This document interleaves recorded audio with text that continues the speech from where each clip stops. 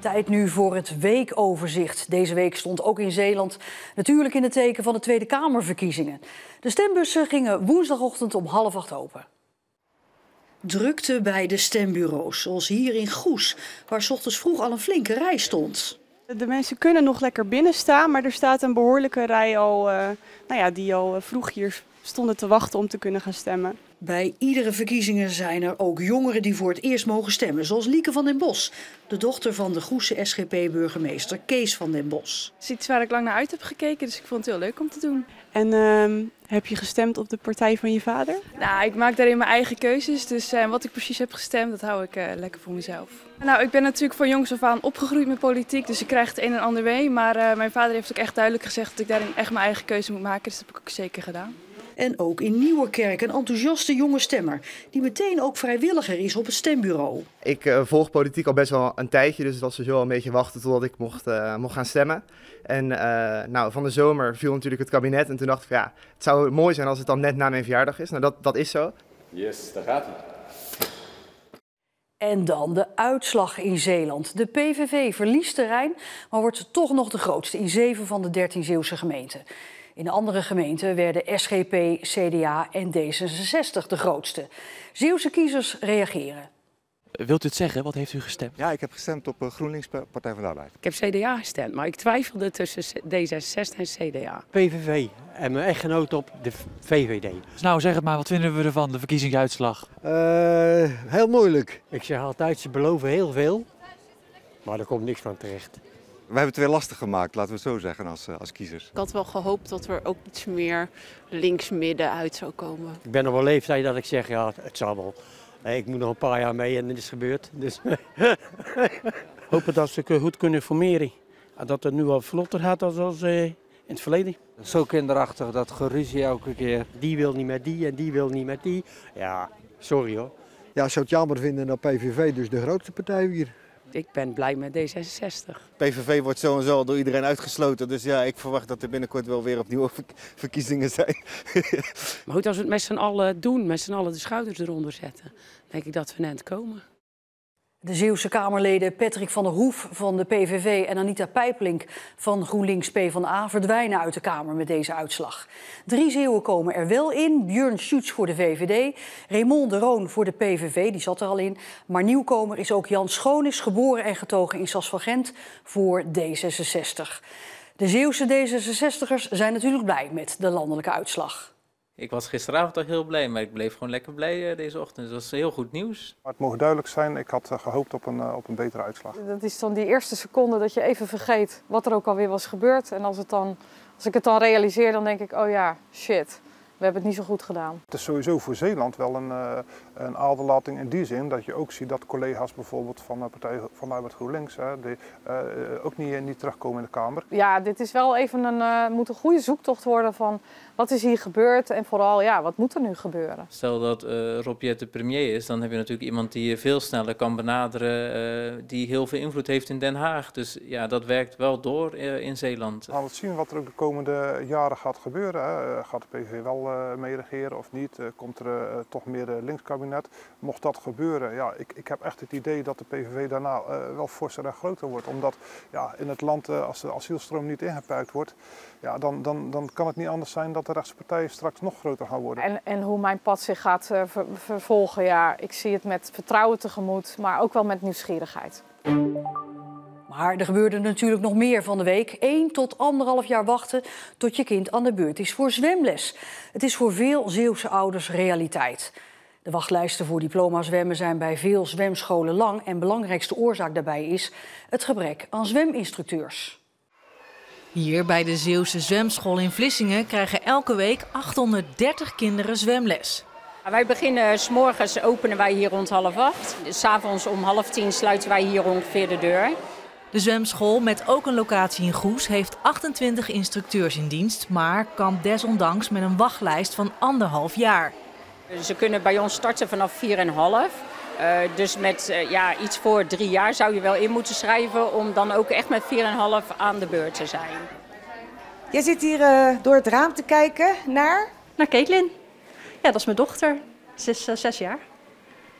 Hoe oud was zij toen je haar hebt ingeschreven voor zwemles? Ik denk een jaar of 3. Ik wist dat het wel lang kon duren voordat ze aan de beurt kwam. Dus vandaar dat ik er vroeg bij was. Ja. Ik heb ze ingeschreven denk ik toen ze ongeveer 3 was. Ik weet wel dat er werd gezegd van schrijf ze op tijd in. En deze hebben we nu ook wel ingeschreven, maar dat duurt nog eventjes hoor. Die is 3 geweest en ik ga ervan uit ook al rond dat ze 5 is dat ze mag beginnen. Het tekort aan zweminstructeurs speelt niet alleen in Zeeland, maar is een landelijk probleem. De Zeeuwse zwemschool werkt hoe dan ook aan de toekomst. We hebben het geluk dat er nu weer 6 man op cursus zitten. Op de opleiding voor een zweminstructeur. Maar het is een beroep wat niet echt bekend is.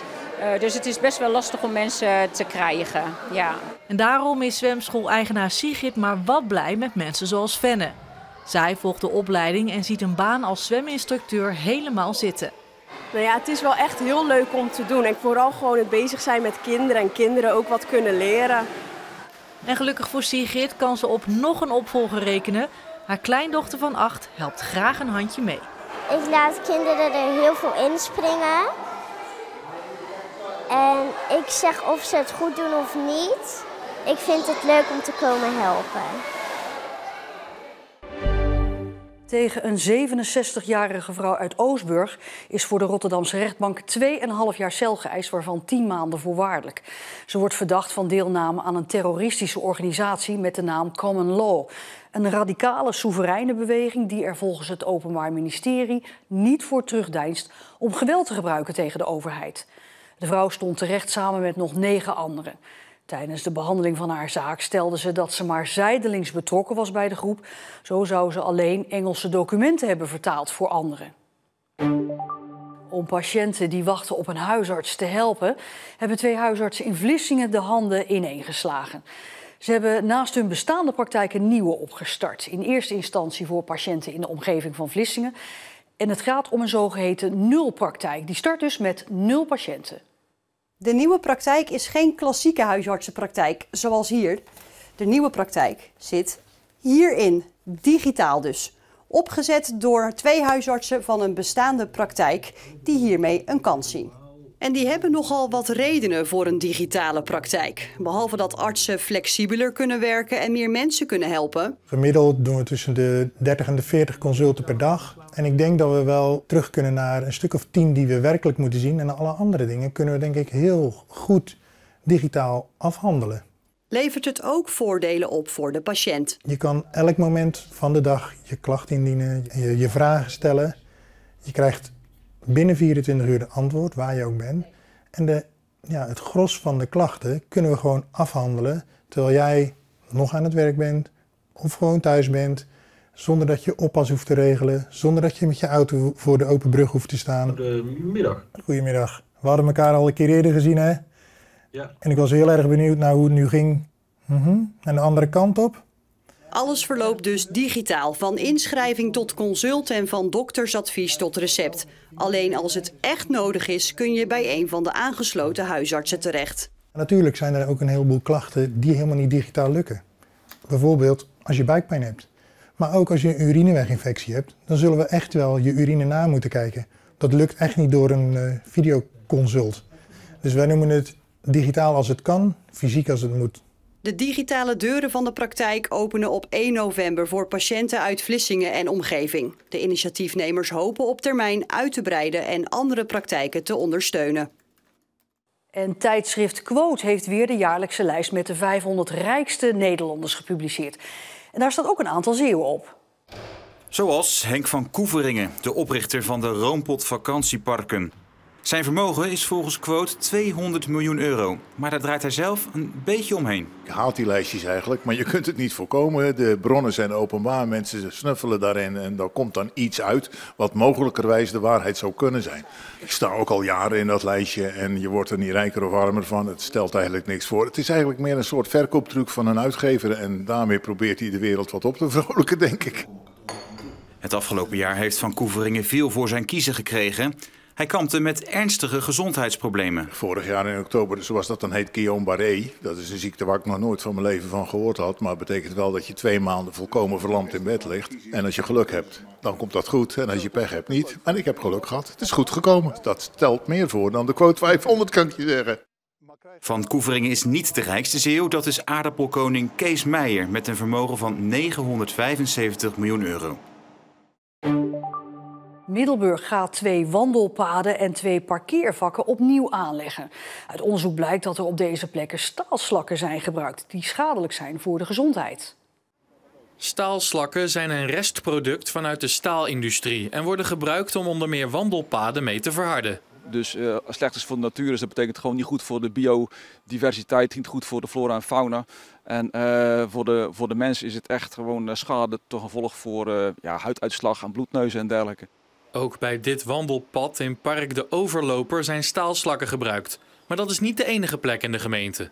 We hebben in totaal op een stuk of 7 plekken dat dit halfharding liggen. We praten iets over van 1300 vierkante meter. En we zijn gewoon voornemens om dat volgend jaar compleet in één keer weg te halen en te vervangen. Waarom gaat de schop er niet nu meteen in? Nou, we hebben op dit moment zijn er nog helemaal geen klachten van bewoners of mensen of kinderen die daar zijn. En dus voor ons nog geen aanleiding om direct actie te ondernemen. Maar de staalslakken worden wel weggehaald. En daarmee is Middelburg de eerste Zeeuwse gemeente die overgaat tot actie. We willen gewoon dat we gewoon een goede, gezonde gemeente zijn met de gezonde en duurzame producten. En die staalslakken, dat is daar geen onderdeel van. Scheepsbouwer Damen heeft de noodlening die de Nederlandse overheid heeft toegezegd niet meer nodig. Het Rijk wilde de scheepsbouwer te hulp schieten met 270 miljoen euro. Maar door goede jaarcijfers bedankte Werf voor het aanbod. In juli kreeg het bedrijf de hulp toegezegd vanwege problemen met de levering van schepen aan de Duitse marine. Duitsland was ook gestopt met betalen, maar heeft die betalingen inmiddels weer hervat. De scheepsbouwer is straks hoogstwaarschijnlijk geen hoofdaannemer meer bij het miljardenproject, meldt het bedrijf na eerdere berichten hierover in Duitse media. De voetballers van Hoek hebben de tweede ronde van de KNVB-beker gehaald. Een spannende thuiswedstrijd tegen de profs van FC Eindhoven eindigde in 3-2. Na 90 minuten stond het 2-2 en daardoor moest een verlenging de beslissing brengen. En daarin werd de Belg Dinsula de matchwinnaar. Ik zie de bal komen, ik zie 2 spelers vallen, ik weet niet goed wie. De bal komt in de 16 meter. Ja, en dan moet ik als spits daar staan en ik sta daar en dan moet ik hem gewoon binnentrappen. Iedereen had zin om Eindhoven te verslaan, dat hebben we ook gedaan. En verdient ook. Ja. Trainer Gerard de Nooijer hoopte dat de volgende wedstrijd ook een thuiswedstrijd zou zijn. Ik hoop een thuisloting, dat is het belangrijkste. Dat we thuis loten en weer dan is maar. Al die stadions heb je al gezien natuurlijk. Ja, dat klopt. Ja. Die heb ik wel gezien. Ja. Die heb ik wel gezien. Dus, en ik vind het hier charmant. Dit is de charme van de bekervoetbal. Een thuiswedstrijd met misschien wel 3.000 of 4.000 man. En dan gaan we weer een rondje verder. Tientallen Zeeuwen protesteerden vrijdagmiddag onder aanvoering van de Fietsersbond tegen wat zij vinden de hoge prijs van het fietsvoetveer tussen Vlissingen en Breskes. De actievoerders overhandigden een petitie met bijna 3200 handtekeningen aan commissaris van de Koning Hugo de Jonge en gedeputeerde Harry van der Maas. Volgens de Fietsersbond is het oneerlijk dat automobilisten gratis door de tunnel mogen, terwijl fietsers moeten betalen voor een oversteek. Met de petitie roepen ze op het fiets- en voetverkeer gratis te maken. Nu we de petitie hebben ontvangen, zullen we zeker ook stevig nadenken wat willen wij daar dan mee doen in de toekomst. Heeft u het idee dat het meer is dan alleen nadenken en mooie woorden en dat ze echt iets gaan doen? Als de tunnel gratis is, dan moet het voor fietsers ook mogelijk zijn. En ja, misschien niet in één keer, maar dan in fases. En anders ze moeten dan keuzes maken. Wat gaat u met die petitie doen? Nou, ik heb gezegd dat ik daar zeker over na zal denken. Want ze leggen natuurlijk een stevige wens neer. Gratis oversteken over de Westerschelde. Is dat eigenlijk wel realistisch? Ik heb een klein beetje zitten rekenen. Al zou je het gratis maken, dan heb je ongeveer 2,6 miljoen euro nodig. En dat is best een fors bedrag. Toch vindt de Fietsersbond dat dat forse bedrag op tafel moet worden gelegd. Ja, als je Zeeland fietsvriendelijk wil maken, dan hoort daar de Westerschelde-boot ook bij. Dat is heel simpel. En voor het eerst hebben Bluff en Raccoon samen een nummer uitgebracht. Glas is een nummer over vriendschap. De videoclip is opgenomen in een Zeeuws café. Dit plekje wordt wellicht denk ik wat drukker bezocht dan hiervoor. Want dit is de plek waar Raccoon en Bluff afgelopen dinsdag de videoclip van hun eerste gezamenlijke nummer opnamen. In café De Gekroonde Suikerbiet in Zierikzee. nog een glas met mij, stort je hart erbij. We hebben het nummer al gehoord voordat het uitkwam, ja. En goed ook, dus er werd echt live gezongen ook. En ja, super cool, ja. Het management van de band kwam het café online tegen. Roggeband begrijpt de keuze voor zijn café wel. Ja, nou ja, glas hè. Dus het gaat over gezelligheid, vriendschap en over het glas heffen en proosten met elkaar. Dus ja, dan is er ook maar één setting wat in ieder geval past. Het gaat niet om de beat, maar dat ze in ieder geval op zoek waren naar een café. En de setting daarvan, dat is helder. Oh, drink nog een glas met mij, stort je hart erbij. De opnamesetting is ook de coverfoto van het nummer geworden. Hebben ze dat gekozen boven een groepsfoto bijvoorbeeld, hè, van alle bandleden. Dus het is een iconisch plaatje geworden opeens, hè, hier. Ja. Je bent ook wel trots. Ja, ik ben wel trots mee. Ja, dat is wel tof. We hebben ook echt tussendoor lekker zitten kletsen ook. En het was echt een gezellige middag. Ja. Dus het ging allemaal vanzelf. En wat Bluff en Raccoon zelf zeggen over hun samenwerking is online terug te horen op omroepzeeland.nl. En tot zover deze Zeelandweek. Volgende week weer een nieuwe. En voor nu nog een hele fijne zaterdagavond en graag tot morgen.